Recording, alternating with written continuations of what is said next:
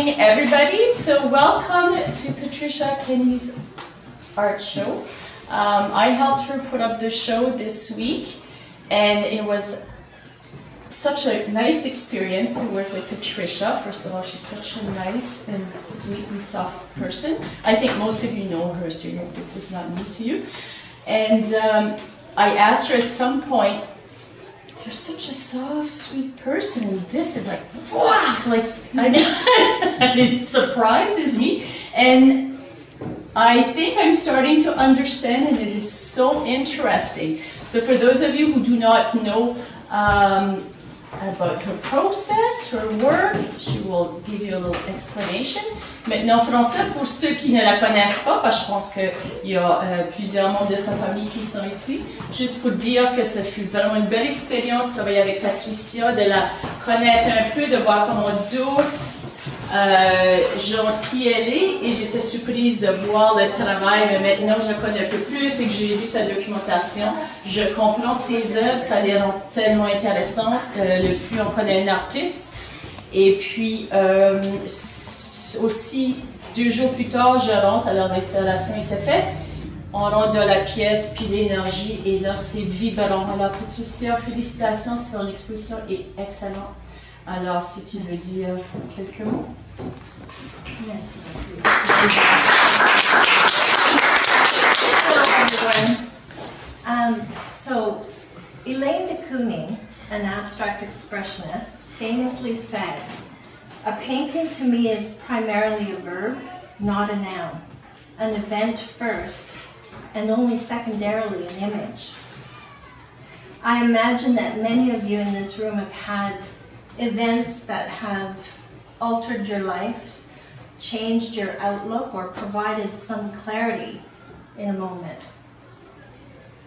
It's this kind of moment and the transformation that follows that inspires me to delve into the themes of survival, resilience, vulnerability, and rebirth. Thinking back on my own life to that kind of moment, it's March 2014, and I'm in Costa Rica, and I'm hanging on to these 2 bars, this cable on the zip line. That's me, the little dot. And I look down, and the treetops are a mile away, and the Arenal volcano is beside me. And fueled by terror and exhilaration, I had one of those pivotal moments where I knew that a change had to happen in my life. And I needed to take a leap of faith. So I'll go back 14 years prior to that moment. I was 40, I had 2 small children, and I left my home and I temporarily moved in with my parents. I was leaving someone who I had known since the age of 19 years old, who had spiraled into alcoholism and abuse. The ship was sinking, and I knew that I couldn't save him, but I could save my children. And so I started over. And starting over, some days I would literally look down at my feet, and I would say, "You need to keep going. You need to put one foot in front of the other." So that decision to start over was life-altering. And recovering and reclaiming our lives, that was transformative. Fast forward, 6 years later, and it's my wedding day. I'm on the other side. It's a second chance at love. I can't look at that. At love and partnership. We have 2 plus 2 children. So we're starting this splendid family. That moment was joyous, and it was life-altering. And building that blended family together was transformative in the most positive ways. Sorry, I'm a little nervous. That's right. It's so interesting. 5 years later, I'm sitting in a doctor's office and I'm waiting for test results. And the moment that I was told that I had cancer, I felt the floor literally drop out from underneath me. In the 2 years that followed, I had 2 surgeries, 6 months of chemotherapy, and 6 weeks of radiation. And that was followed by soul searching and self-discovery and healing and transformation. Which brings me back to that zip line in Costa Rica, looking down at those trees below me and at that volcano beside me, and realizing that life has those moments of terror and those moments of exhilaration, both. And I'd had many years where I looked after others, and I knew that it was finally time to take a leap of faith and seize my moment, seize my time. Be authentic to myself, find my voice, be the artist that I knew I was meant to be, and it was now or never. So I returned from that trip to Costa Rica with this renewed resolve. So 2 months later, I find myself in an appointment with the diploma coordinator at the Ottawa School of Art, and I'm showing him my portfolio because I'm going to register for school. In the afternoon of the same day, I'm at my mother's wake. A week later, I'm giving notice at my job at Carleton University, and by September of that year, I'm at school. And I'm suddenly surrounded by people who are just like me, suddenly. They're all different, but I felt like I belonged there, that I was with people who were like me. And then my own metamorphosis began, and my own rebirth, that fulfillment. So then I'm firmly on this new path. And then with the support of my partner Steve, we decided we're going to build a studio on the house. We're going to build this working space. So construction unfolded over a number of months. And I was super excited. You know, I was going to be moving my art stuff out of the bedroom and into this new space. I'm sure all the other artists in the room can identify with that. Then on April 20th, 2016, the workers were coming for their final task. They just had to dig and move the hydro wire. So they arrived with a backhoe, and I head downtown. I'm putting up an exhibition called Once Upon a Time. But then I received this call at about 11 in the morning to say there's been a minor incident. There's a fire in the laundry room, but it's all under control. Don't worry. But I go home, and as I arrive on my street, there's police cars blocking the way. There's fire trucks. There's people all over the lawn.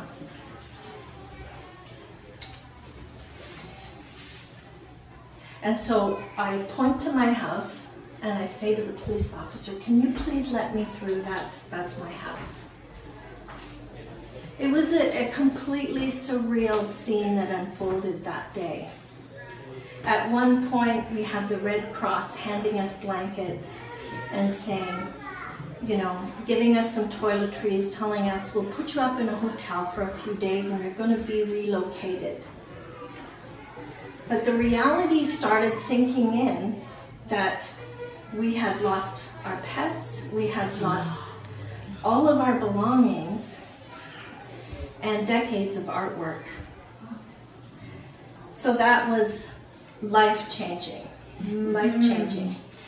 And the 8 months that we spent rebuilding and reclaiming our lives followed that. They were transformative. within days of the fire, my friend Charmaine, she encouraged me to wander through the art gallery, the National Gallery, one of my favorite places. And so we walk around and I end up in front of this painting and I'm stopped just dead in my tracks.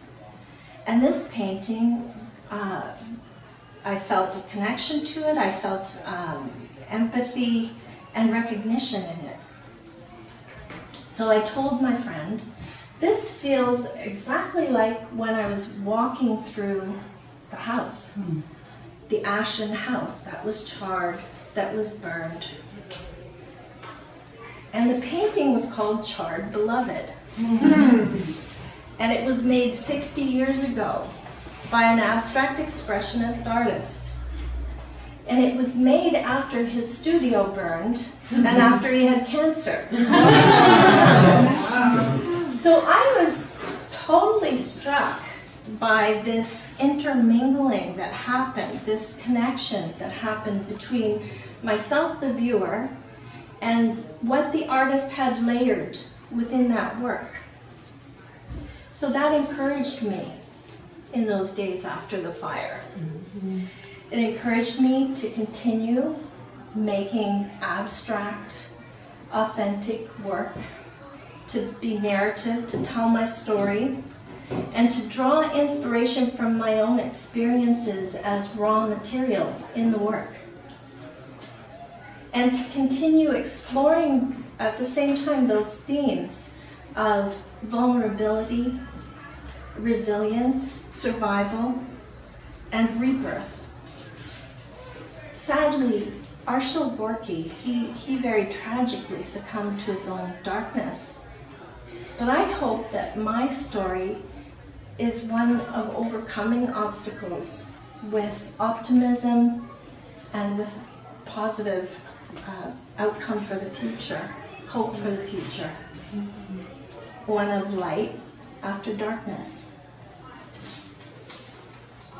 So, does anybody have any questions?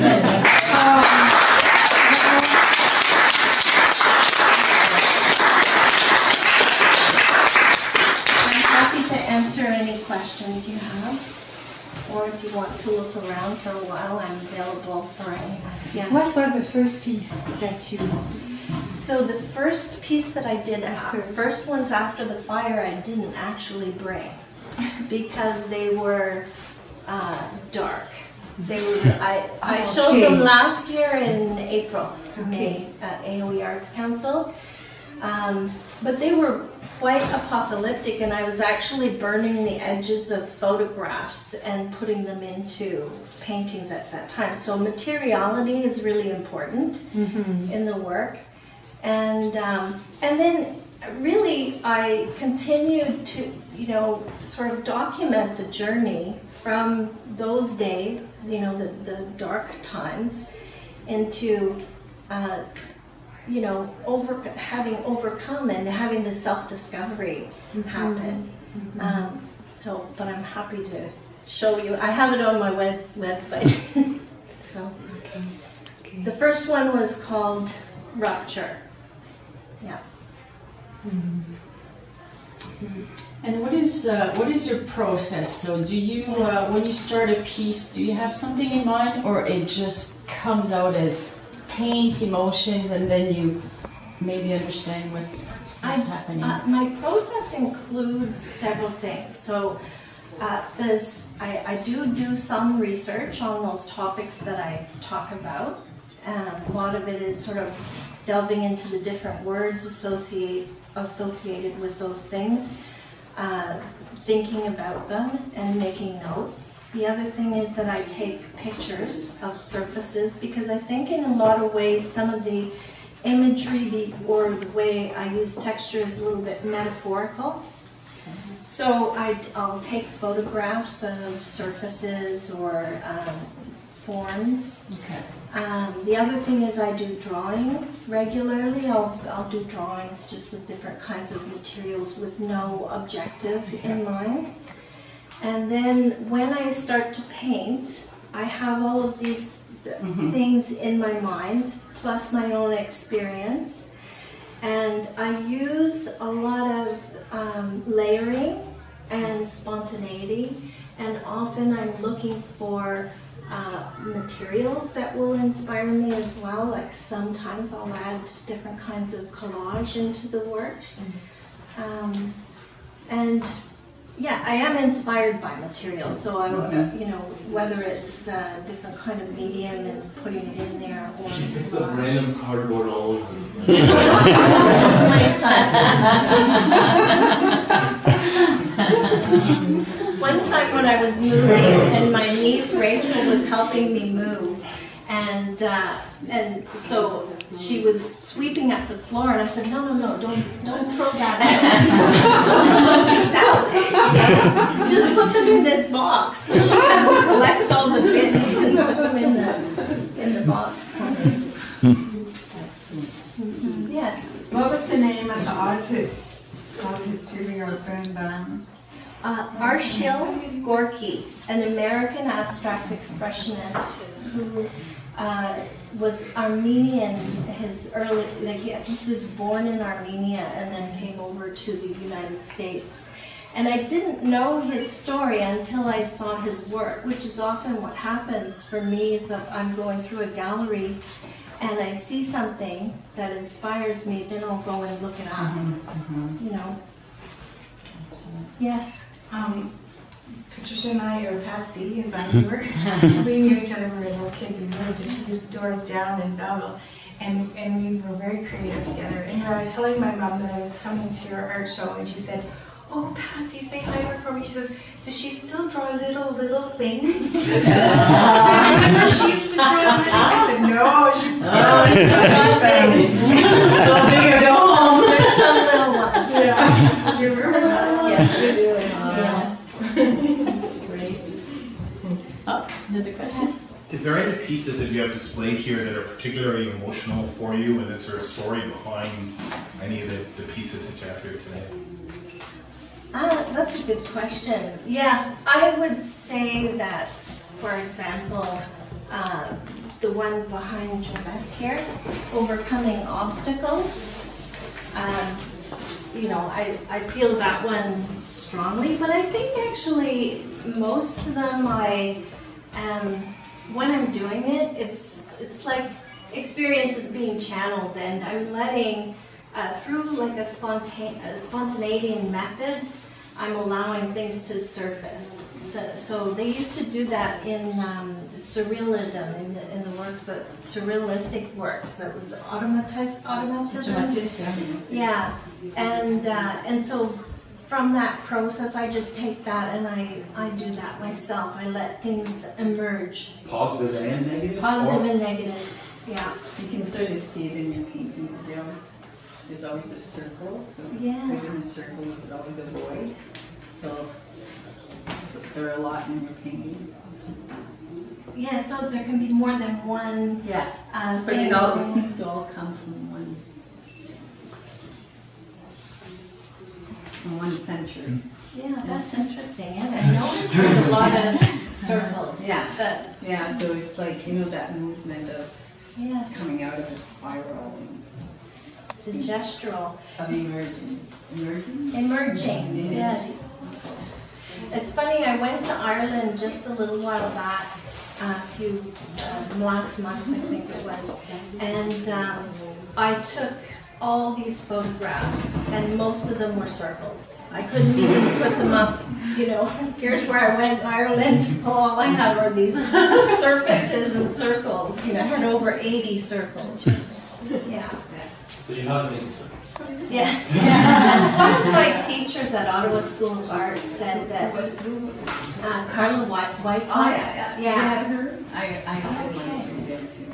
Okay, so she was saying that, you know, allow yourself to be preoccupied with something, and sort of when you're taking these photographs, kind of look back at them and say, what was it in there that I was preoccupied with, you know?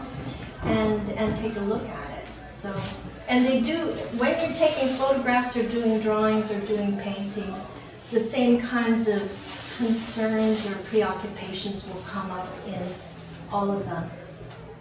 I think, and for me, they do. Maybe it's too early to ask you the question, but now that your work is all up there, maybe you'll have time to do that later when the room is empty, or are you coming to, not a conclusion, but what does it do to you to see it all up? Does it? You know, it's interesting because the day you were here, the day we were putting it up, and sometimes you're working away and you think things are related, but you're not necessarily sure. So I brought, a bunch of paintings and I was saying, oh no, I don't think that one's going to fit, that one's going to fit. But actually, things are very related to each other. That's there's a cohesiveness, at least from my perspective looking at it. This is what I'm seeing from that distance that you don't see sometimes when you're working away up close. And there's even a quiet corner, isn't there? So the quiet corner is at the end of the room as you turn towards the end. You go through the door. It's quieter stuff that we decided to put together. Yes. Yeah. And sometimes, having that next to something else could be a little this would overpower the quiet. But sometimes you can just enjoy those quiet ones on their own, without that distraction. Any other questions? Thank you for a wonderful show.